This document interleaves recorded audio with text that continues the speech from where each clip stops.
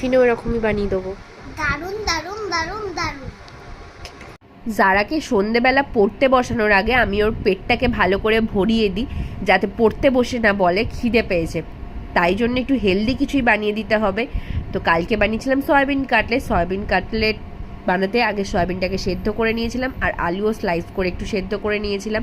আর এখানে আমি একটু পেঁয়াজ কুচি, ক্যাপসিকাম কুচি, কিছু রেগুলারের গুঁড়ো মশলা, নুন, আলু সেদ্ধ, নেড়ো গুঁড়ো দিয়ে সব সুন্দর করে ভালোভাবে মেখে এরকম কোপ্তার আকারে গড়ে নিয়েছিলাম। তারপর ফ্রাইং প্যানেতে অল্প পরিমাণে তেল দিয়ে দুটোকে এপিড ওপিড ভেজে নিয়েছিলাম। দেখো ঠিক এটা কিন্তু ভীষণ টেস্টি খেতে, আর গরম গরম খেতে তো আরও বেশি ভালো লাগবে। জারুকে একটু কেচাপ দিয়ে দিয়েছিলাম, আর আমি রান্নাঘরে ছিলাম সেই মুহূর্তে উনি ভিডিওটা শুট করে রেখেছেন। এ দেখো আমি আজকে পকোড়া খাচ্ছি। হ্যালো গাইস, এই দেখো আমরা আজকে পকোড়া